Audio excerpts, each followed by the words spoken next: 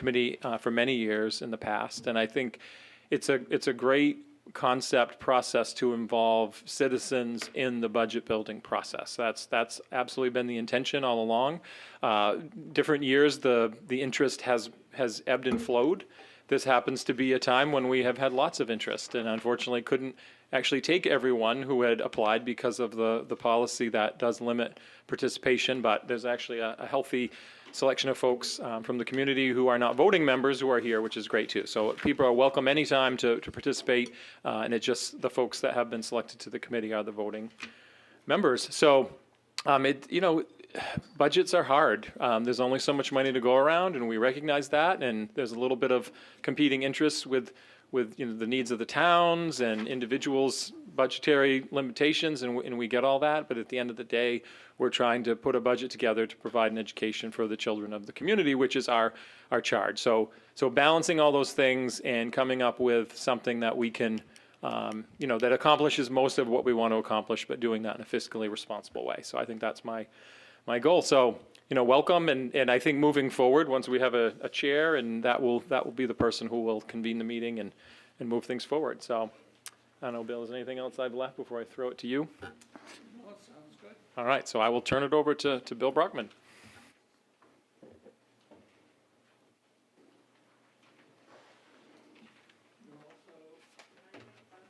Mic on. See, Addie, I told you, you were that. responsible for that side. The ground rules and norms that we've used for the past 7 years, you can see them listed. Sorry. You can see them listed on this page, which is page 4 of your handout. Respect ideas, comments from all committee members. You have a positive attitude, and it's something that we've really prided ourselves in the past with going through this difficult process and still being able to be friends when it was over, and it's been a good process for us. And it's important for you to trust the process and to be open-minded, and not everybody has all the answers. We certainly don't. And we're hoping that you'll leave your preconceived notions at home and listen, and then evaluate what you hear. And consider the district as a whole. The process that I hope that this group really strives to achieve is to look at a global view of the district. Don't be territorial. Don't look at one program out of context and expect that may be the most important program. It may be in your mind, but it may not be in the collective mind of a group like this. And certainly it may not be at the board level or with the citizens during a referendum vote. Eliminate sidebars. Try to listen and be attentive to what people are saying. We need to begin and end on time. I'm thrilled to have this many people here. I've never seen this, and I think it's really good. The more people that we have participating in this process, the more benefit there is for the community and the school district as a whole. And I think one of your main ideas that you have to leave here with is that part of your job is not just to, tell us what to save, what not to save, what to add, what not to add, but it's to communicate that to your fellow taxpayers out there, and so that there's a broader understanding of what the budget needs to look like and what people will support. we would hate to bring a budget to a referendum process that we knew was going to fail, because there's no time to do that and do it over again and to please everybody. There are going to be people that don't like what the ultimate process has been, but I want everybody to at least realize that we've tried to be transparent and to keep it open and involve as many people as we could. And we should be making our decisions based on what's best for the kids and for learning. But at the same time, we can't forget about the operational needs of the district. You can have 3,400 kids, but if you have facilities that are falling around them, then it's not a good opportunity for learning. So there has to be a balance between those sides.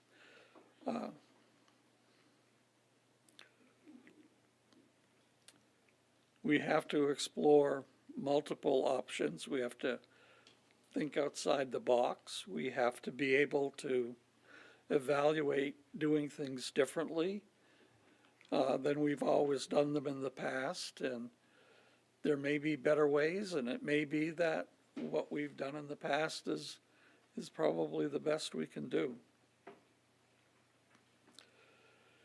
We need to be creative. Every year I say this, and I know you probably don't want to hear it, but I try not to say that the sky is falling. But I'll tell you, it's shaky up there, and someday it may fall. And I think one of the real important processes that we have through this committee is that we can prevent it from falling. And we can make decisions that will help us not only in the short run, but also in the long run. And I think that's really important for us to be open-minded about not just this current year budget, but where we will be going in the future and what it might look like. And I think it's important for us to talk about the rules for public comments. We probably, hopefully, will have a number of people that are not necessarily voting members of the Budget Advisory Committee that will still participate in the process as non-voting members. And I'm hoping that just because somebody didn't make it onto the committee, because we do have a policy and we have limits on the number of people by category. We filled most of the categories. The biggest category is for residents and taxpayers and parents. And 11 of the people on this committee are part of that area of the categories. We had 15 that sent applications, so we didn't have room for all of them. They didn't fit into other categories.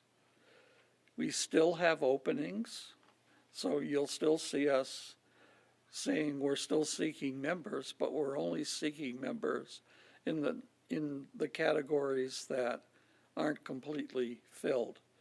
And the one that is most troubling is that municipal officers are not coming forward. Those people are critical. It would be, and we have a few. We have one down there for the first time as a member of the BAC. I think we should have more selectmen or more officials that serve in some capacity in municipalities. And we have openings for 6 more. So if you see your boards of selectmen,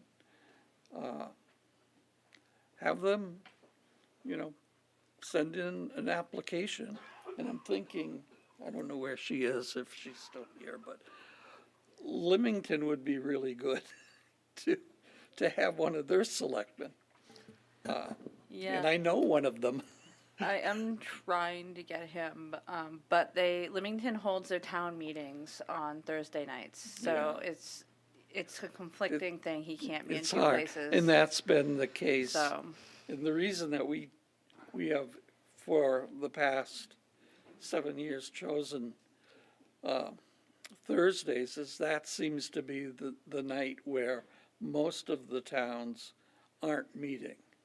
So we couldn't get everybody, but I know it's really too bad because I would like everybody to be involved, and I would like, more selectmen to participate so that they could understand what's going on a little bit better. Point of information.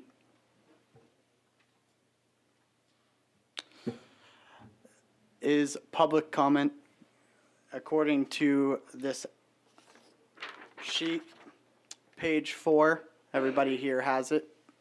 Take a look. Ground rules, and then on page 5, reference, are we going to have public comment preceding the nomination for the agenda? Item line 3, is public comment going to be heard? Preceding the election of a chair and vice chair, we should hear from the community, which we represent their tax dollars. I have no problem with that. Generally, the way the rules for public comments read is that those would be the rules after the chair is elected.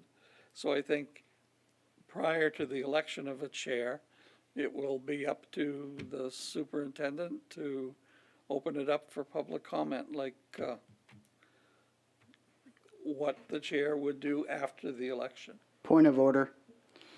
Can I please have consultation on the precedent in the past regarding public comment? And I think that the chair of the Budget Advisory Committee, which represents every tax dollar from our property taxpayers in this community, we should hear from the community members regarding who they want to represent them and their voice on this board. We are their voice, and we need to hear their voice.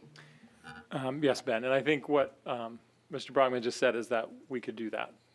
And I'm fine to do that, and we do have folks here tonight. I don't know that we had anyone sign up, but I can turn around and ask who is interested in providing public comment before we go on to the next item. But is there anything else you wanted to finish up? No, that's basically the end of that page of the presentation. And you can see the rules for public comment that hopefully the board, the BAC chair will follow once the chair is elected. On page 6, you see the composition and selection of the BAC members, the process that we went through to get this board appointed last night. We can have no more than 34 members total, and it's by category. The biggest category is members of parents, guardians, and community residents. The next biggest is 10 for municipal officials. Officials are anybody that works in a leadership capacity for a municipal government. Doesn't mean that they have to be a selectman, but they should have some experience as a member of a committee, of some budget committee, planning board, something where they've been involved with the workings of local government. 2 members are the board chair or their designee, and the finance chair or their designee. Not more than 4 will be staff or faculty. 2 will be building program or building administrators. And 4 will be students. We're still looking for a couple students. And we are looking for 6 members that will be serving in some capacity with the local government. Mark? Thank you. Mark Blyer, Selectman in the town of Buxton. My question for you, Bill, is are we allowed to bring more municipal members in from other communities if they're willing to join the BAC? They can't. They can't any longer. It's closed. No. No, they can't to begin with because they have to be residents of the district. They don't have to be residents of No, your I'm your talking selectmen. community. Selectmen's from other towns. No. Other They towns can- in the district. Right, that's what I Yes, meant. yes. Other towns in the yes. district, absolutely. And that's the question. So we can, As long as they're members of a town within the district and live within the town, then Yes, they can be members, and we would be happy to have. okay, and the question 6 is more. how, at what point, I mean, they have to come to the next meeting. At what point can they join the BAC meeting? They would have to go through appointment by the Finance and Facilities Committee, so they would have to fill out the application as it is. All right. And then at the next meeting of the Finance and Facilities, they could be appointed. And that's January 11th, not July. The snow has got me thinking of summer. So it wouldn't be too much of a delay to get someone in, but we would have to, those meetings are typically once a month, so that will be the driver of when people can join as new members might apply. But if you have ideas, get them a copy of the application and get it in, and we can make sure they're on the agenda.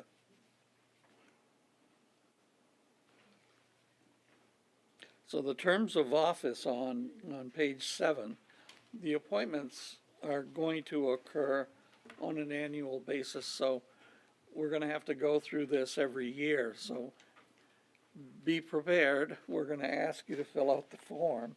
I'm not sure that it will change very significantly, but we still need contact information. We have to know what your telephone numbers, your email addresses, and it's really helpful for us to know why you want to, what are the issues that are important to you. And I'm going to ask at the end of this presentation for some information from you about, why are you here and what do you want to know? And the selection of the members is by the Finance and Facilities Committee. And the applications come to the business office. We make sure they're on the agenda for the next meeting of the finance facilities. And hopefully, if there are vacancies, then we can accept applications. If there are no vacancies, such as the 12 that we already have committed, that have committed to us that they want to participate, and as long as they continue to participate, and there's no reason to expect that we have to ask that they not participate anymore, then if we do have openings, we'll let people know that there are openings and we'll look for members. The next part, the next page, on page 8, is the election of the chair and the vice chair. And what the policy says is that the first meeting each year, the BAC will elect officers, including a chairperson and a vice chairperson. that the chairperson will preside at all meetings and be responsible for providing information to the public concerning the committee and its work. The vice chair will serve in the absence of the chair. So we're looking for chairperson whose role will be, in consultation with the administrators that I'm talking about specifically are myself, the superintendent, and the assistant superintendent. We're all ex officio members. We're not voting members. We provide information. We try to answer questions, but we don't vote on what your recommendations to us will be. Other things that the chair will do is they'll challenge the thinking of the group.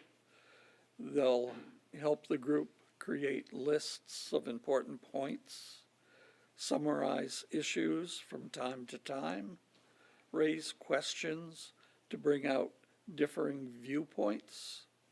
They'll guide the discussion. They'll restate ideas when the person presenting them is not clear. And they'll provide constructive criticism when, for example, a person or people attempt to dominate a meeting. We don't want that to happen. It has to be a situation where we want everybody to have an opportunity to participate. And I think at this point, we can turn it over to Clay and he can proceed.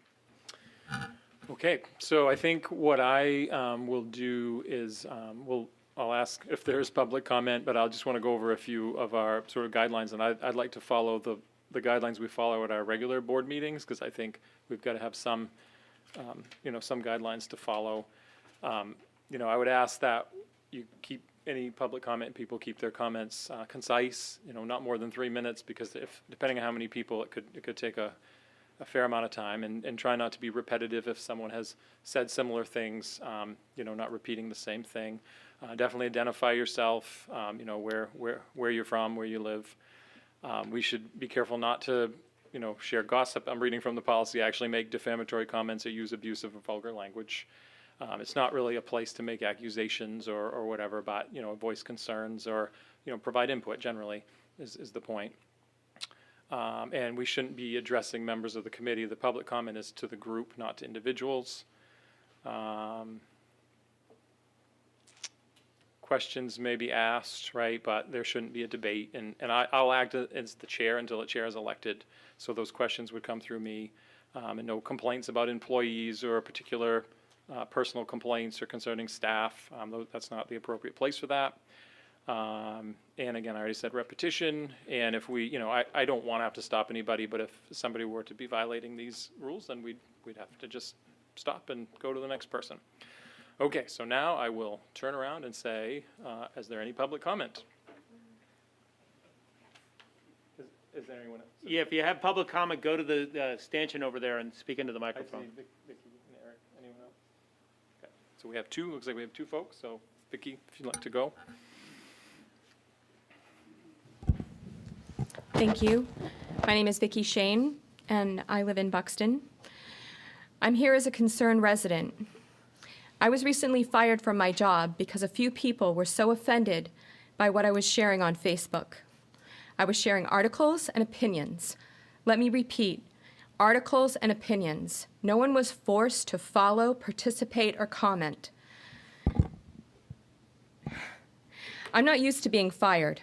I'm usually the one receiving bonuses, raises, and other appreciation for my dedication and loyalty.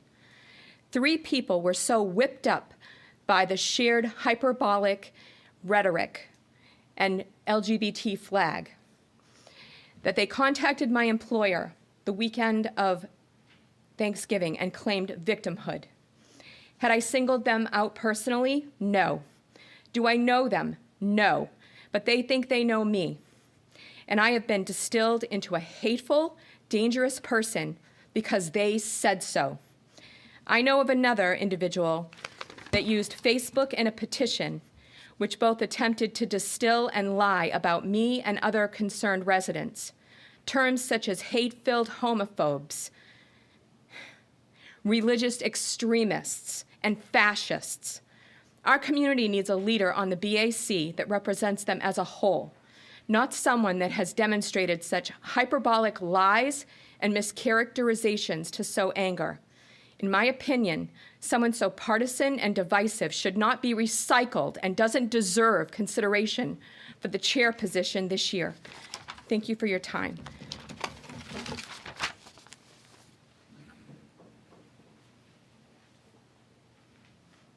Eric, go for it.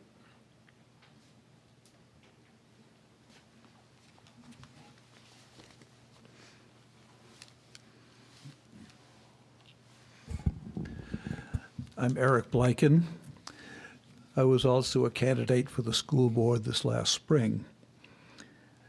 I would like to read for you a couple of things that were posted about me on a local blog.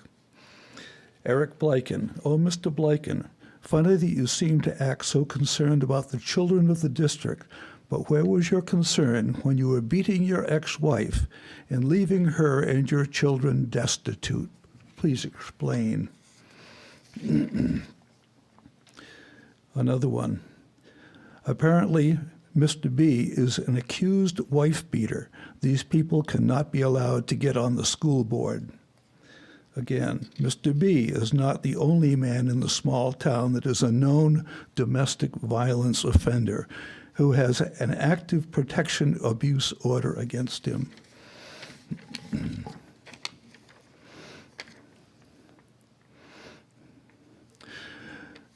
And further down, that we are not having someone who is an abusive, vindictive, controlling, violent, and disrespectful in that position. If a judge rules that violence occurred and issue a PFA, that should be raised. I'm sorry, let's see. Yeah, if there is a restraining order in place, then the judge had proof that he committed domestic violence, not just accused. This went on throughout the whole campaign. I answered this with my background. I was an officer in the Navy. I was with the underwater demolition team, served in Vietnam as a officer in charge of a unit there. When I got back, I became the communications officer for the parent command, handling all the top secret message traffic for the Navy SEALs from Vietnam. Later on, I was a presidential appointee, appointed to the Defense Advanced Research Projects Agency. I initiated their Special Operations Technology Program. All of these things required top secret clearances, many of which were compartmented. The fact that I held those compartmented clearances in and of themselves is confidential information. None of these positions throughout my whole professional career ever would have been possible if any of this stuff, even a hint of this stuff, had ever been, if there was a shred of truth of any of it. This is all lies. This all came from blogs that were by people who are being considered here for leadership, and you can't afford that kind of leadership here. So, thank you. Any other public comment? Should I move to the? No, you should have a microphone in front of your chair. You just hit the button, the green thing, and it should turn it on. Okay. Thank you. I want to start by saying how appreciative I am to be part of the BAC. I moved into my home December 6th of last year, and I was eager to get involved with the community. It must be said that the first thing I did was start looking for social media websites and scouring the internet to find out how I could contribute and be of service. I was a little more than surprised to find a social media site labeled Bonnie Eagle School Board. Later, it was switched to support for Bonnie Eagle School Board, which was a very wise move, as there would have been serious problems if this website actually represented the school board. What I found there was a catty mess. This page had zero transparency, as the operator of the page is not listed anywhere. When asked who was managing the page, the person would not answer. Here, the manager of the page, people within the community, and loads of fake Facebook profiles were slinging mud, harassing, and in some cases, committing outright libel, and slinging mud against members of current school board members in place, harassing candidates running for the school board, and attacking members within their own community. And let's see, where was I? Sorry, just like floating at school board, attacking members of their own community. When I tried to call this page out on its lack of integrity and this abhorrent behavior, I was then attacked as well and blocked. This was my introduction to the Bonnie Eagle School community. The people that participated in this mess, many of them are right here in this room. It didn't take me long to see that there are school board members who know the person managing the page, yet this page was allowed to go on. I am bringing this up now because last night I sat here at the financial committee meeting while a company was placing their bid to improve our schools. As a public affairs communicator, I don't have to tell you that the school district will desperately need the support of the community. This page and the actions of some have the potential to ruin that community support. As it was pointed out many times last night, we are getting new members within the community every day. While I'm not originally a Mainer, I am a New Englander through and carry the thick skin of one as well. Many new community members with the skills and means to contribute will not be interested in participating in a community brawl online. And now I know many older members of the community that feel the same way. My hope is that new community members, and even old ones, do not have the very same introduction as I did. My hope is that we all remember why we are here. The students are deserving of all of our positive support and service. Thank you. Thank you. Any other public comment before we proceed with selecting or nominating, taking nominations for a chair? Okay, seeing none. We would proceed to take a nomination for a chair. Ben, I nominate Todd Delaney to be chair of the Budget Advisory Committee. okay, is there a second? I second that nomination. We have a second? Any other nominations? Sorry, Jessica? Sorry. I nominate Kate McDonald for Okay. the chair. Is there a second? Okay, we have a I second. second. Okay, Erica had it, but thank you, Emily. Other nominations? We have 2 nominations on the floor. Okay, seeing none.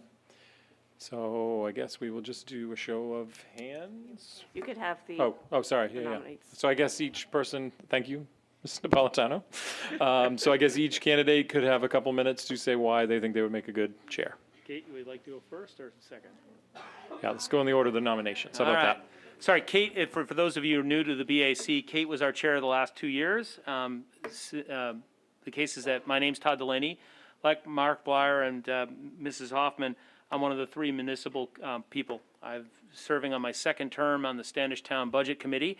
At Plumbers or Hannaford, I'm the guy who, when people walk up to me and say, "What are you doing with my money?" 95% of the taxes in Standish, I've got my hand on.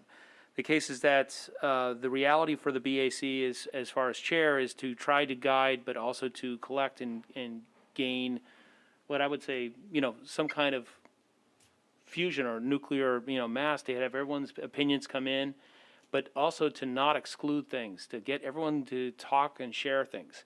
The other part of the chair is job that I take very personal is that I'm very glad we have actually representation here tonight, because it's very hard to, we've seen years where we don't have that kind of representation. So I think the chair can be, the other part is if you have a point of view that you have not or feel confident about expressing. The chair or the vice chair are the person to go to, and let them talk to the rest of the, if there is something that is, let's say, unpopular. Kate and I went through this a couple years ago with, basically, Steep Falls with, closing down their elementary school. We needed to talk about it. Didn't go forward, but it needed to be talked about. So if there's an idea, the chair's other responsibility is to make sure that we get those ideas out there. Critical thinking, as Mr. Brockman said. That's it. Yes, question? Yes, Nancy. Green button, Nancy Lou. Addie will help you. It happens to all of us. I just did it too. Can I just make a comment? Am I allowed to do that? Sure. I know this guy, Todd. He is the secretary of a committee in Standish and takes that job very, very seriously. And I was amazed. I came to a little hick town like Standish and found really professional people. It was an exciting experience. Todd has the ability to do this, and I think he would be awesome at it. And thank you, Todd, for considering that position. I think I gave Mrs. Brockman, Bill's wife, my commitment to I would stay until Annie graduated from high school. So you still got a little more time. Yes. Okay. I just want to make a brief comment. I nominated Todd because of his extensive experience. Todd is a person who will sit at the table, and when I called him and I said, I'm interested, he said, don't expect to get everything. You have to negotiate, listen. And that's right when he says critical thinking. We are critical thinkers. We're supposed to hear what the public has to say regarding the money that is being expended. And Todd is a person who's willing to listen to both sides, whether your philosophy is more conservative or more liberal in nature. Todd is the person that will listen to both sides, and that's really important, especially on issues like closing down Steep Falls School or something of that extensive nature. And he's done a great job as secretary of his committee in Standish, and he always is professional and not divisive.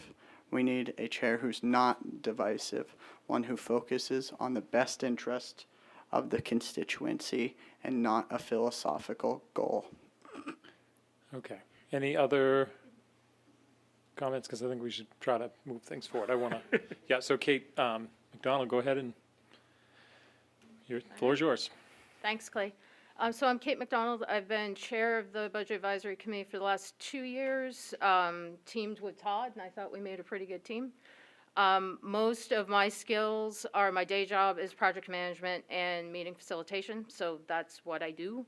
My view of the role of chair is less to put my views out there and more to listen to what folks have to say and help move the conversation along.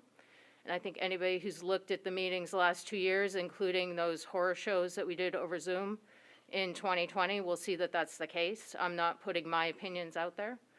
My proudest moment for BAC was last year when we pushed to get facility tours and got folks out there to see exactly what is going on in our schools and what our students have and what our students don't have. Thank you. Erica. Just a quick comment. So I've had the pleasure of serving on BAC with both of these folks, and the good news is that they both run a tight ship. They understand the process. We're in good hands with both of them. Thank you. Nancy Lou. Good chair. Yeah, I just wondered, you said you were the chairman for 2 years? So you're experienced at it and everything? Well, I don't know. It just seems to me like it's someone else's turn. I think this position should be rotated, and I would be willing to make a motion to that effect.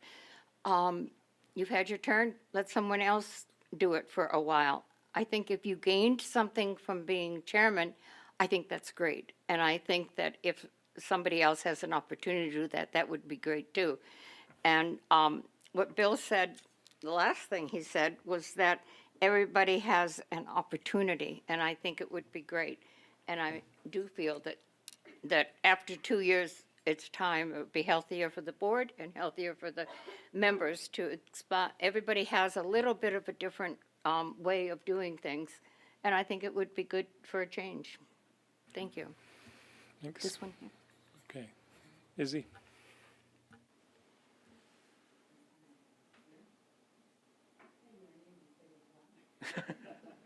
Oh, where it says push, okay. I've been here, my name's Isabel Higgins. I represent Standish as a member.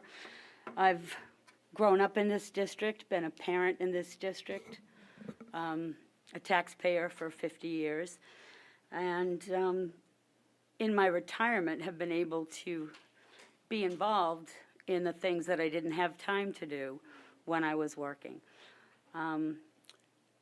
My thought on what occurred the last 2 years in particular with this board was not that one person gained, but that the school system gained.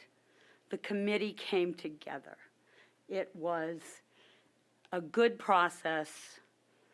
There were open meetings, there were open discussions. Everybody's ideas have been considered here. And I don't think one person gained from that. I think we all gained from the leadership of the last 2 years. I just would like to remind the group, we don't want to get into a debate. Speaking to support a candidate is fine, but just being careful we're not getting into a debate. Not that you're doing that, Izzy, just seeing where this could go. So if there's any other comments anyone would like to make before we move to a vote? One last comment. Policy ED 279, I spoke to the data science team at Maine Department of Education, and I have some numbers here. Speaking of the last 2 years, Isabel, I want to speak directly to that. We spent $13 million over the projections by the Maine Department of Education, led by Janet Mills and her appointees. A point of order, this doesn't seem to have anything to do Ben, with can I getting our just- chair elected. We need to just Point- move forward and get the chair elected. Right, so I think there's a place for the information you want to share, but I'm not sure that it fits here because whoever the chair was or wasn't, this group is advisory. So the budget goes to the finance committee, the full board. There's a lot of layers. So if where I think you might be going is concerns about the actual budget, I feel that trying to connect that to a chair of an advisory committee, I'm not sure that fits. Why? Because it's out of context. It's not really their responsibility or their sole responsibility. They guide the group. An advisory group. So respectfully, I could give you another couple seconds, but try to come to a point if you could quickly. ED 279 should be a focus of the chair. My question for the two candidates is, will you look wholeheartedly at ED 279? Yes. Sorry, Mr. Brockman, am I allowed to really answer that question, or like the fact is that, oh no? The point is that I've been doing the EDD 79s for more than 10 years, and outside of Mr. Brockman, I'm probably the only other person who actually has more fun with it than I, so yes, I will read the 279. Okay, I would recommend we move I'd like to make a motion to forward, yeah. close Thank you, the Mr. Burns. Yep, thank you, Mr. Burns. I second. nomination and move on to vote, please. Yep. Okay, so at this point, we'll just do a show of hands, and then we'll hold your hand up so we can count, if you would, please. And I'm going to ask for Tina and Dawn maybe to help with that count. So all those in favor of Todd Delaney as chair, if you would signify by raising your hand. I'll vote for myself. Keep it up, and then let me know when you got to count.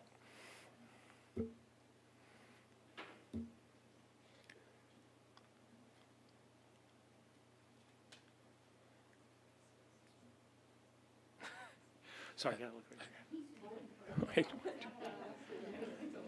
It's allowed. I lost the chair to, think I see basically 13. Lester one year on the school board because I voted for him versus me.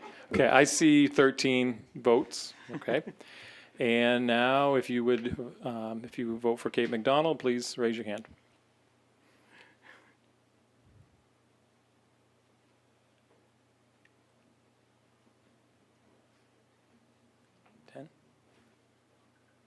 10. I see 10. So it looks like Mr. Delaney has been elected our chair. And so now the question is, do I turn this over to the chair for the vice chair election? Because, yeah. Yes, Mr. Carlo. Thank you, Mr. Chairman. I did not vote. Erica is my designee. I appointed her as my designee because I'm not going to be able to make all the meetings. So just want to put that out there, that I was not voting for that and will not vote. Yeah, I because- would have hold you to page 15, the expectations. You missed 3 meetings, Mr. Chair, and I would have definitely docked you. And I would just like to add, I'm on my phone, not to be rude, but we do have a storm brewing out there, so I have some decisions that I'm making. So that's what that's about, just in case you wondered. True, Mr. Superintendent, trust me. And before- there's a certain, committee member's wife who has already inquired about my decisions. So at this time, I think I would actually very much appreciate turning it over to our newly elected chair for the election of a So- vice chair. To move forward, since I am the chair now, the case is that just understand that we will normally go on to the voting for the vice chair. If there are no nominees, I will, in a sense, accept a nomination for Kate McDonald to be vice chair, which she would then take over if I am not present, or for any reason, she also helps facilitate. Mr. Burns? I would like to nominate Kate to be your vice chair. Yeah. Do I have a second? Eric Kuntz seconds. By the way, Tina Plummer is our lovely business office. She keeps track of the minutes, so if I repeat your name, it's so that she can see who's saying what, okay? So the case is that we have a nomination and a second. The case is that, are there any other nominations for vice chair? Ben? I want to put a nomination for Charity Bodeker if she is willing to accept on the floor. Charity, you are allowed to accept. I never was allowed that, so just understand that, like, you accept? I could, yes, I do Okay. accept. Then I will, in a sense, I will second that motion. So the case is that Charity Boddicker. Are there any other nominations for vice chair? Anyone silly enough, anyone sane enough to do this? Okay. I'll put one out there. Sure, like go right to- ahead, Erica. I would like to nominate Eric Kuntz, if he's interested Eric? in accepting. Second. See? You see I'll the key? accept. Thank you, Eric. Are there any other nominations? Sorry, sometimes I have to look down this way. It's a little hard, just in case. Don't worry. Point of information. Yes, Mr. Is the vote done on the basis of plurality, or is it done on a runoff capacity once you hit 50+1? The case is that we've never had anyone want to be vice chair, Ben, to be honest. It's usually the fact that, like having 12 people in the room, Mr. Brockman and I are probably giddy with the fact of like having it. So I will lean to Clay and Mr. Brockman, but usually I would just take, if we have a clear majority winner of the 3 people, then that would be the person who would be vice chair. Mr. Brockman and Mr. Gleason? You concur? Yes. We have no policy to go by, so does the BAC have an issue with that? I don't see any issues or concerns. We Todd, can I always, think I can make it easy. I'm going to withdraw, please. all right. Kate has stepped down. That leaves only Charity and basically Eric. All right, neither one of you get to step down now because I want to have a vote, just for fun of it, 'cause we did all this work. Now, I'm not going to ask for like backing statements. I'm going to ask Charity and Eric to speak briefly. So just try to, let them speak and then we'll try to move along. Yep. Charity, why don't you start? Well, I was looking over the actual roles and responsibilities, and as you know, I have told you I am a public affairs communicator. I've been doing that for a long time, and I would like to think that I'd be able to engage the community in a positive manner and get more people on board and more support from the community. And also be able to keep people to time. And I love to listen to out-of-the-box ideas and explore them. And I think that this community could really use that out-of-the-box creative thinking, true creative out-of-the-box thinking. And I'm really excited to see what kind of ideas people have here. That's it. Charity. Eric, the floor is yours. I'm Eric Kuntz. I have 3 kids that go to Hollis Elementary. and was on the Budget Advisory Committee last year. My background is in higher education, where I'm the Director of University Technology at UNE. And I also do quite a lot of the facilities work there. Adam and I had a lot of fun last year talking about deferred maintenance because it does cost. But there is a happy balance to be had, and I really do appreciate new members of the municipality being here. Because this does have an effect on not just the students, but the community at Broad as well. And we have to find that balance, and that's going to take consideration from everyone and finding that middle ground that keeps us running, keeps our students competitive with the rest of the schools, but also gives our faculty and our staff what they need to be successful as well. I'm really proud of our work that we did last year. I know a lot of the members of the community weren't as happy with the increase that it caused, but I really do feel that we proved that every dollar that was needed to really get us where we need to be, and largely due to a lot of the work that Adam did last year to kind of show us the road that we need to take. So I'd be here to help find that middle ground, again, be open to everyone's thoughts, but also keep us on track, because that's also key. Thank you. Thank you, Eric. As I said, we only have about 30 minutes left, so we have some other things to do. So we'll try to, if we can, if there's not an objection, I'd like to move forward straight to the vote for either Charity or Eric. Based on the fact of the alphabet, I'm going to go with, we'll do this one by first name this time, Eric, but next time it's going to be last name. So the case is that Charity, all those in favor of Charity, in a sense, serving as the vice chair, raise your hand, please, so Tina can count.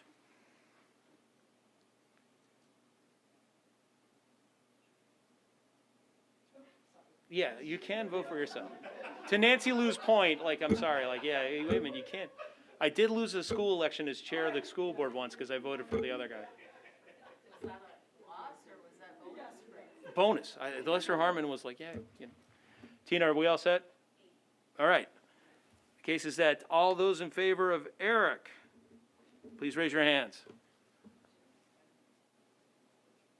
Yeah. Looks like you won, I think. Close. Yeah, Mr. Brockman, this isn't high math, but we're getting there. It's that new math. Hey, Eric, wait till we get to carry forward. You know just how everyone's eyes glass over? This is the one. How are we doing, Tina? We all set? Yep, looks like Eric takes the day. So what happens is that for everyone is Eric and I will facilitate. He will sometimes recognize you if I'm keeping track of notes or things like that. So the chair and the vice chair try to work very much in harmony with the administration and staff. We try to entertain things and to keep things on track. If for any reason I'm not present, I always communicate to Eric. These are just a couple of my reminders. We're on a very tight schedule. If you have not received the emails from Tina Plummer in the business office, make sure she has your accurate email address, because these packets come out to us. It's important for you to have them in advance if you can. But the other thing is, if there's a cancellation or any concern, we want to make sure we have your information going out there. And for anyone in the public, if you want to get these information or there's someone interested in joining the BAC, the packets and these, the information that's also on the website, it gets there eventually after it's approved, is very, very useful. One of the other things, just as we go down basically the rules and public comments at BAC meetings, as Don remembers when he represented us in Hollis, if I see one of our legislators in the back of the room, they come late sometimes from Augusta, we're always going to call on them at the end of the meeting. So if there is a legislator, let's say someone comes, as Don remembers, I will try to recognize them because they sometimes get late from the State House. If there's anyone, as it says in the rules on page 5, we will try to recognize comment at the beginning, and as Mr. Gleason, our superintendent, illustrated, we will keep to a very kind of, we're all civilized, neighborly format, and try to keep things moving forward. But we will open it up at the end if there's anything. If you have a comment on any discussion, if we seem to be getting off the rails, Eric or I might just kind of table it saying, hey, look, we only have an hour and a half. In the old days, 2 hours was like, was the minimum, so. The other thing is, basically, I'm going to, Mr. Brockman or Tina, could you pull up page 13 for 1 second, which is the responsibilities of the business manager and the superintendent. I also read out the page numbers, by the way. It's just something I always have done. So one of the most critical elements of what we're going to have is on page 17 is the calendar. These are set dates that are in, that we kind of put in place. They can be modified or changed by the business office, because Mr. Brockman, by the way, Ben, here's your point where I say words that you may have not heard.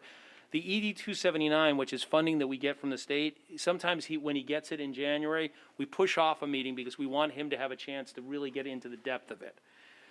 But on the left-hand side, the key thing I want to have a conversation with my fellow BAC members is on the left-hand side. At the first meeting, we will discuss and develop a protocol for switching us from in-person to a Zoom or hybrid meeting format. I want to stress, you're all my neighbors, and you are all citizens, and you have family, friends, things like that. I don't want people driving in the middle of a snowstorm, and the cases that, or trying to come out to a meeting. Yes, the expectations are on page 15, and if you miss 3 meetings, I'm supposed to slap you on the wrist. But I would rather you stay home if you're not feeling well, or if there's any issues with kids or things like that. We're all neighbors, things like that. But as Kate said, we struggled in the old days with Zoom meetings. I would prefer in-person meetings because they're much easier to facilitate from that point. But if it's inclement weather, I'll look to Mr. Brockman and Mr. Gleason. In the old days, if we canceled school on the day of the BAC, we knew that meant that it wasn't safe to be out, so why would we be coming here? So if there's no real policy or procedure, my guidance to everyone is, and I'll open up the floor up to it, is the only reason we would switch from an in-person format to a Zoom or a hybrid format is if we were at a critical stage and we knew that we were going to have an issue with either this building or getting out, and we needed to meet. But most likely, we would sometimes move the dates, which are all on page 17, is that sometimes we might cancel a meeting if we don't need it, or move a meeting as we did last week. This meeting was rescheduled from last week to this week. Are there any comments on basically that policy or procedure as far as Zoom and in-person? My public comment is, I think that if we should be meeting in person. Just from a logistical standpoint, it's easier to have order amongst the group when we're not meeting on Zoom. I've done a lot of Zoom meetings, Thanks, Kate. and it makes it much more difficult. So, yes. Thank you, Ben. Mr. Burns, you had your hand up too. I would much rather be in person. I hate Zoom. I think it's a terrible thing. I mean, everybody can communicate, but I want to be able to see the people I'm talking to. I want people to understand how I feel about something. Zoom, I watched some of these Zoom. I mean, I participated in Zoom when we did it. Some people are, having their lunch and they're not paying attention. Some people were sleeping. I think it's disgusting. If we're going to have a meeting, if it's that important to have a meeting, let's do it in person. If we need to cancel a day and move it to a different day, let's do that. I'm willing to give up whatever day I necessary to participate in a meeting, but I absolutely hate Zoom. By the way, I knew that was going to come out of Mr. Burns, which if he wasn't going to recognize that, I was going to goad him into it anyway. I'm going to recognize Nancy Lou first, and then Erica. Nancy Lou? Which one do you push? Right in the middle. Thank you. Thank you again, Addie. Yeah, I also would like in person. I have a dysfunctional relationship with my computer, and You really do, Nancy I Lou. do, and the computer is winning. So, yeah, I also would like the in person. Thank you. By the way, I called Nancy Lou, Tina, just to make sure she got because I sent her the email, because neither one of her emails works very reliably. So I picked up the phone and called. If you want to be on my telephone list of things, just let me know. Yeah, they're yeah. Thank you. We love having you here. Erica, you're up. I think that's fine. I mean, no one's a super fan of Zoom. I think we should just, the rule of if school's canceled for the day, that's generally that's a good guideline. If there are occasions that there's a snowstorm starting at 3 o'clock and it's going to be fast, if we have a norm that we're going to cancel, that's fine, but everyone should just be attentive to their emails. That's what, it will be communicated. So just everyone be aware that when you're on BAC, just look for the emails. You know, Todd, it'll be up to you if you were looking for confirmation or anything like that. We certainly don't want anyone showing up here if the meeting has been canceled because the weather That's has fine, taken Eric. a I'm not turn. as adamant about snow days, Mr. Gleason, as my wife is. But the fact is And that she is very. we always go to, by the way, as members of the BAC, we are an advisory panel. We always lean on the business office and the superintendent. So, Mr. Gleason, if you want to give us an update on this, on schools for tomorrow. I can do that too. I should have emailed your wife, actually. Yeah. Just on this issue, though, we have a policy about after-school activities that you might want to think about following, which is if we have discretion, if the storm has cleared and it's safe, we could consider holding a meeting. Because some days it's done by 11 or 12 o'clock, and by this time of night, it's perfectly fine. But if you wanted to keep it simple and just cancel when school's closed, that would be fine. But we do have a process for that with after-school activities that we could use. And we are going to not have school tomorrow. It's hitting the news now. Okay, you're allowed to be an attaboy, or, thank you very much, Mr. Gleason, or. Yeah, I'm excited to sleep in, so thank you. I mean, I think in the last 5 years that I've been here, the folks at business office and superintendent's office have made pretty good decisions on when it's safe versus when it's not safe. And I would encourage us to follow their advice. Yep. So that being stated, sorry, in a sense, Laura, you got your hand up? It's okay. I just wanted to, we have 11 meetings scheduled, and the last few years, we've done a really good job at getting this done in far fewer than 11 meetings. So I think there's plenty of wiggle room if we have to cancel a couple due to weather. And like I said. But I'm voting for the being done by the middle of March plan. Yes. Okay. So, by the way, we will also try to advise you when we get to the voting part. Like, I try to really reach out to members. Don't get me wrong, page 15 of your packet has the expectations of the BAC. We are advisory in nature. And the fact is that there is a kind of attendance thing. Although Kate and I would have never called anybody out on that, like, basically, I don't think ever in the last 2 years. If you didn't show up. Yeah, we didn't have enough people. So please understand the fact is that, like, I'm not just because you all of a sudden we have people. Eric and I aren't going to go run amok. Just trust me. The case is that one of the key most important things, like I said, and I will say this before, next week we start in Budget 101. All the information about the Budget Advisory Committee is stored on our website. Historical data, the ED 279s from the last couple of years, all kinds of packets. If you have a chance and look through it or have questions or concerns, but just understand, you're not supposed to be an expert like Mr. Brockman, okay? It's just the point is that he's going to try to bring us through up the levels and things like that. But my clear indication or my guidance to everyone in the room is, if you get a chance, as I said, when you get the packets, kind of take a look at them. If you are a printed person, realize that they will always be here, usually at the night of the meeting. So if you haven't had a chance to do your homework in advance, please still show up, still come here, and we'll work it through. One other thing, the case is that basically I want to go to point number 10. What are the most important concepts and issues that you would like to understand about our budget? That's why I kind of rushed through everything else, because in the 22 minutes I have remaining before Mr. Brockman reminds me I'm to keep on time, is that this is the part, point number 10 is, what are the most important concepts you have for the BAC? If you don't have anything right now, as I said, reach out to Eric and I, which, by the way, our emails will be shared with you through the business office's email system. If you don't have anything and you remembered something, always feel free to reach out to Eric or I, and the case is that we will pass it along to the business office. If you have an inquiry or things like that, here is my only request of you. Understand, as a former school board member, and we have some of our school board members in present, inundating the business office with requests for, like, I want to know who owns that building over there. We're an advisory body. The case is that we try to, in a sense, live in a construct. At the same time, the business office is usually overwhelmed with things. So we'll try to consolidate information in, but sometimes you may not get it to the next meeting. It may be the meeting after, because there's a limit as to how much bandwidth the business office can bring down information. Usually, as I said, there's a great history in our website, but I would like to go around if anybody, in a sense, has what the most important concepts or issues. If you don't, as I said, not a big deal, because we have plenty of time to do this. So I'm going to start basically, by the way, Mark, since you raised your hand, you volunteered. So we'll start with you. Thank you, Todd.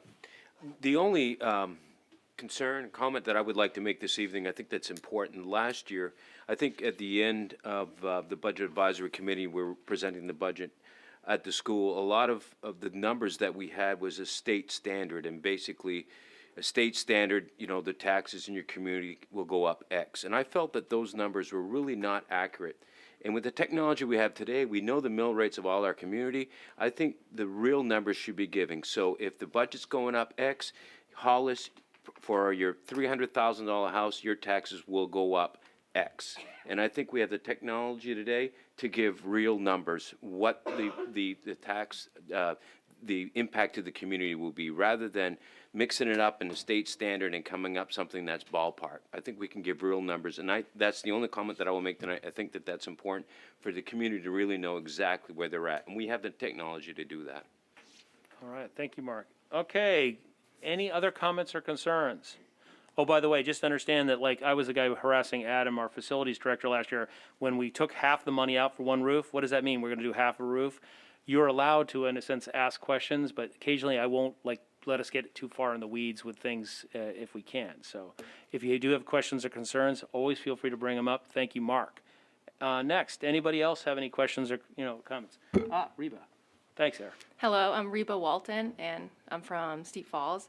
I think the most important thing that I want to learn more about and talk about is when it was mentioned looking beyond the current budget year and really making a plan for our buildings, being equitable moving forward, and looking at all of our schools, and not just for next year, like what do we need to do to keep the buildings running and what we need for a bigger plan. Thank you, Reba. You made Adam's night, because he didn't have to say it. Sorry, Paul, go ahead. I'm Paul. I'm just Paul Leach, one of the residents. Have a little munchkin in kindergarten. So one of the big things, kind of a little bit what Mark was saying, was also what are out of this committee, what results we want to come out of it too. So I understand we want to have the impact on the local, but I'd also like to see for going forward, if we spend X, we expect this increase in students' productivity, or in that sense, just results-based budgeting is kind of the big thing that I've been doing for all the years in finances. From my experience, is just understanding that yes, we are just a committee of guidance, but we have to have some sort of end goal in mind, and if it doesn't meet that forecast, then be able to again advise otherwise. So that's just another comment. Eric, you see anybody? So I want to speak to the point of what Paul said. I want to say results-based budgeting, obviously very important. And then I want to talk about overhead cost, and specifically with facilities overhead cost here in the district. I know Paul Penna, the previous superintendent, had a lot of conversations regarding Steep Falls School and the cost to maintain facilities, and what is the efficacy of the maintenance of those properties, and the cost savings that could be allocated to paying our teachers better and putting the pay on the front lines of the students' education. And I think that's a critical conversation that we need to have. So Thank you. Mr. Burns? I also would like to see, which I've asked for over the years and haven't really had a presentation to us, I want to know what the scores are. I want to know from one year to the next, are we really improving or not? We're spending a lot of money for the education.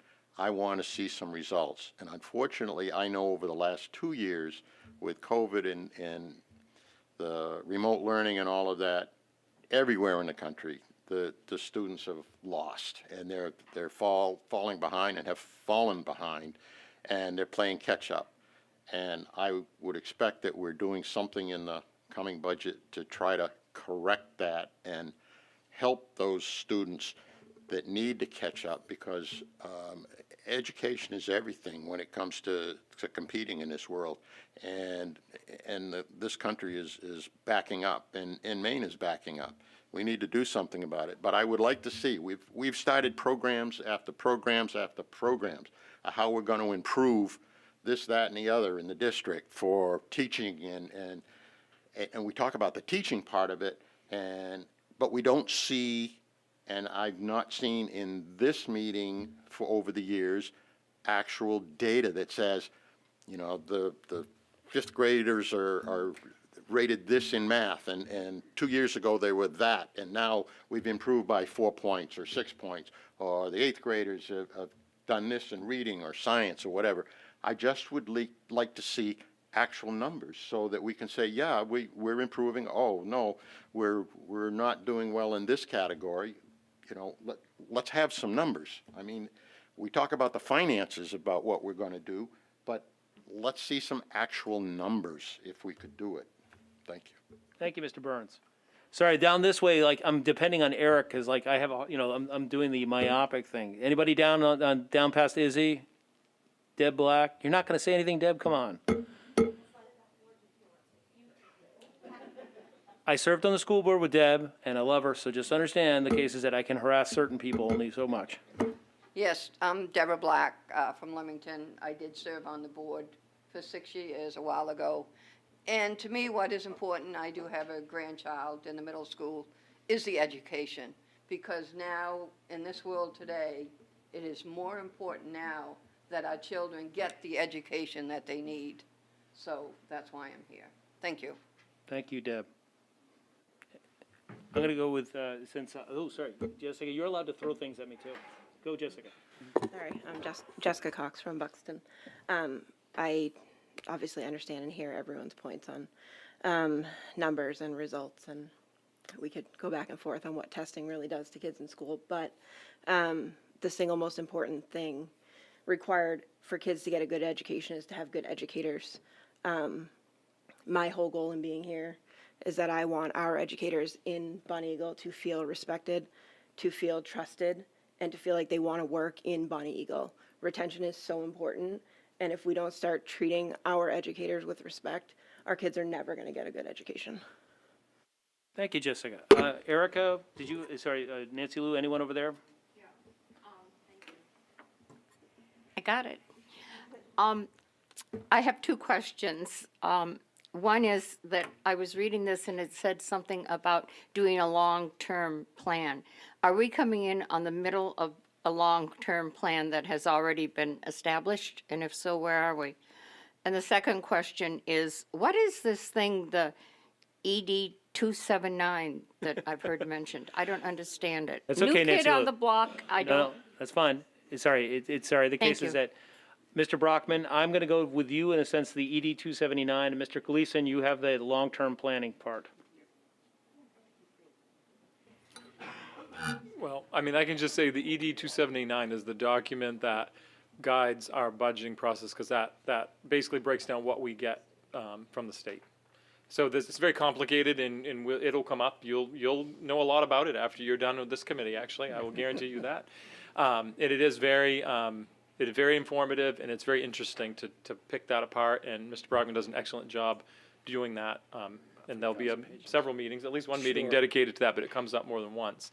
And as far as long-term planning, I think, yes, I mean, there's always a longer-term plan. Again, Mr. Brockman, I've been in this district for 21 years. He's been here 2 different times, but his most recent, term of service here, he's done a great job forecasting projections ahead of time. Where things are going, where the pitfalls are going to be that we need to look for. So in that sense, we've always tried to do long-term budgeting as much as we can. But having said that, each year brings its own challenges. So I wouldn't say that we've jumped in, you're jumping into the middle of anything specifically in that way as far as the budget. But there is a 5-year strategic plan, there's facilities planning, there's a lot of different plans that are all ongoing. So it all depends on what you're looking at is what you're jumping into. But the task of this committee is the financial plan, so that's really what I was speaking about. I'd like to ask Adam to speak a little bit about the long-term plans that they worked on last year, which may also dovetail well into what you're asking. Yeah, so that's a really good question. So the district has engaged with an architecture and engineering firm and their consultants regarding a facility condition assessment. And so we went through a process of looking at all the facilities over the course of the last year. And what they did was give us an assessment of what our facilities are like. based on current standard, current code, and then give us some recommendations on how we should move forward with renovations or, building a new facility. That facility condition assessment will then be taken and further developed through a relationship that we're going to grow with an architecture and engineering firm that's going to do a facility master plan for us. That process is just kicking off. So just to backtrack a little bit, we've gone through a facility condition assessment to tell us what our buildings are needing. We're now going to get into the process of doing a master plan process. That process is just starting. So all the constituents in this room right now are actually going to help that process move forward. So the conversations, the discussions, the decisions that are made this year are actually going to help the decision and the process at which we go through that master plan process. Does that help answer? Nancy, I hope that helps. For those of you who don't know, Adam is our facilities director and has probably the most thankless job outside of Tina Plummer, who's a business office, and Mr. Brockman, or Don, dealing with me, things like that. All right, Izzy? Thank you. I think one of the things, knowing about the numbers and the formulas that dictate how we get our money it's a real learning process. And the thing that I think we all need to keep in mind is that one of the reasons Bill is so good at his job is that our budgets often have to be completed before we actually know how much money we're going to get from the state. So a lot of it is fly by the seat of your pants, not quite that, but we have to make guesstimates, and we have to, we assume a certain amount we will get. And some years we've been right on, and some years the state has turned around and done something completely different. So that's just a part of the process that we all need to keep in mind. We're not working with hard numbers from day one. It's a moving target. Is that fair to say, Bill? Okay. And he's really good at, yes. Thank you, Izzy.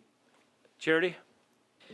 I just think that there are some ideas that I have that may not be able to be implemented this year, but hopefully next year, that have to do with not only education but nutrition and community involvement, and sometimes just ordering food from Cisco and feeding our students that is not good enough and is expensive, actually. I think that one of the things that we can look toward is perhaps getting community involvement of having real food made in the cafeteria. As I'm understanding, I asked questions last year about whether or not the cafeteria people actually can cook, and apparently they can. So maybe there are some things that we could do in that, and also do some sort of education exchange with the farming communities around in the area to contribute to that for continuing education for children. That's one of the things. And also we need to look at some of the places where we're leaking money. One of the things last year was how we didn't have enough bus drivers, we couldn't retain them, how we're going to retain them so that we don't keep paying people to get an education and then they leave. So that's also stuff we need to look at, of how we're going to seal the holes and also feed the community. Just that type of out-of-box thinking I am hoping to bring into this committee. Thank you, Charity. Anybody else? Don't worry, you'll have a chance. Emily? Oh, sorry, then we'll get. Hi there, Emily Wyrock, resident of Buxton. Really excited to be here. Two things that are really important to me. One of them, hearing that last year the advisory committee got facility tours to get a better sense of what's going on at the different locations. That sounds awesome and really important. Sounds like it was really useful. Would love to be part of that this year. And also just really glad and grateful that this advisory committee has so many community residents involved, and also especially staff and students from the schools. I really want to hold that up as a really valuable resource, hearing and learning from the people that are learning in the schools and working in the schools every day. Thank you. Thank you, Emily.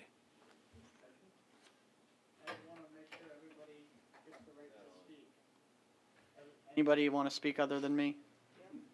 Okay. Don't worry, we're going to pick on Riley in the student. Okay. We always try to So- harass the students at the end. Okay, Patty, you're, lastly, I just want to be respectful of people, most of all. But I think in speaking about concerns on the facilities side, there is opportunities. Baldacci introduced legislation on school consolidation and subsidization by the state as a whole, sharing the burden of the taxpayer dollar of building new facilities. And that's something I think this advisory committee needs to evaluate. Our facilities are not in good condition. We need to provide students an exceptional environment in terms of facilities. And this can be done in a cost-effective way and be integrated into our strategic plan, whether that's me and my fiance, we do 1, 5, 3-year planning financially, and I look forward to that process so we can provide exceptional experiences for our students. One last thing, Brewer next to Bangor is a great case study for where this district could go. Right. Yeah, go. Erica, sorry. Just real quick, Erica has as much power as I do when this comes to this stuff. Go. Similar to Ben, one of the things, so, the question, most important issues to understand about the budget. I know Mr. Brockman is going to do this, but I would like to ask that he continues. One of the things that he presents is not only what next year's budget looks like, but the projections down the line. What will our actions next year do to affect the year after that and the year after that, to make sure that we are not shooting ourselves in the foot? I know he will do that, but there's a lot of things that are on the table, and I would definitely like to continue to see that, because it is an integral thing for us to understand, like Ben said, 5 years down the road, what is our effect going to have next year? Thank you. Thank you, Erica. Anything else? Riley? Oh, sorry, if you haven't met, since our two student members, I will be more forceful. They're sometimes the voices I listen to. Riley or Addie, you have anything to add? Go right ahead. I guess just a few points I especially agree with is Mr. Burns' point, if we can see the hard data for the large sums of money to education, if it is improving. I especially agree with that. And also Mr. Blier's point, if we can see the taxpayers exactly how much they're giving, if we do have the technology to do that. Just if we can give them the actual numbers rather than an estimate. Just 2 points I especially agree with. All right, Riley. Who we missing? Mr. Brockman? By the way, I'm watching the time. I promise you, Bill.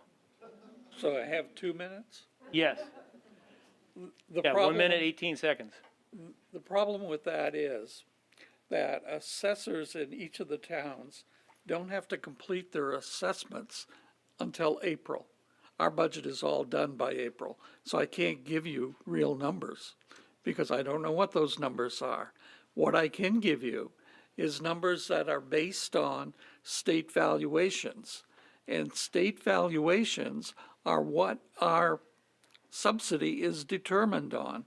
So they're not going to be specific for Buxton or Leamington because I don't know what their assessments are. And I won't have that until after our budget is gone to the printers and it's already etched in stone. But I can give you numbers that are based on what the state says the numbers are. And our budget has to be divided amongst the towns based on state valuations, not local valuations. And how that impacts an individual town may be subject to a reval that's going on in several towns this year. Those numbers may not be available for me to be able to know them because they're not developed necessarily yet. So I give you the best numbers that I can, and they are the most accurate numbers based on what state subsidy is.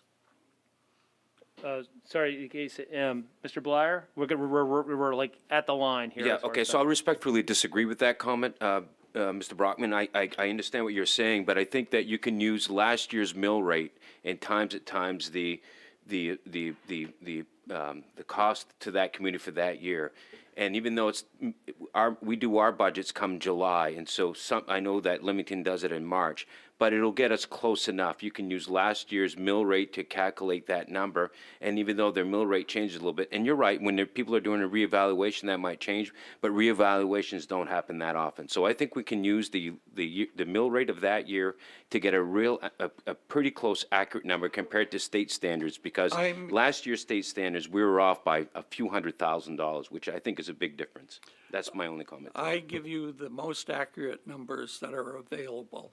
I disagree with Mark. I don't think that we have those numbers. I don't think they are accurate. They're a year off. I give you the most accurate. The year of the ED 279 tells us what state valuation numbers we need to use to determine those things, which are the local shares of a total assessment. And one of the things that was mentioned here early on is that we need to be looking globally. This is a district. It's not Buxton, it's not Leamington, it's MSAD6, we're a district. I give you the numbers that show how much money each of the towns need to raise. I show you how much of an increase that was over the previous year, dollars and percentages. I also show you what a typical home would cost, whether it's 200 or 400 or whatever, based on the state valuations for each of the towns, which is the best figure that is available to me prior to the towns getting their numbers done. So I give you a comparison with what they paid the previous year and what they're going to pay next year, and based on the total valuation of the district, I tell you how much money that will cost for a homeowner. So those are the numbers that I've given you every year. And what the towns do is not up to me or the district. The towns can decide to spend all kinds of money on municipal. They also have to take into consideration the county assessments, which are out of my control and out of my knowledge base. They may not be done then. I'm already over 2 minutes, so I'll stop. It's okay, Mr. Brockman. As he said, tonight I will probably, in a sense, suspend the public comment at the end of the meeting. The case is that, because we are a little bit over on time. Our next steps, by the way, January the 5th, which is Thursday, January the 5th, is our next meeting. It's basically review and discuss Budget 101. There's a ton of information. Mr. Brockman, as Mr. Gleason said, you can come out of this meeting a couple months from now, and you'll have both your bachelor's and master's in school budgeting. Trust me. The case is that, based on that, we are over time. I want to thank everyone here tonight. Thank you very much, and have a safe and happy holiday, and we wish you all the best. All right? Motion to adjourn. Seconded. All those in favor say aye. Aye. Yes, Paul.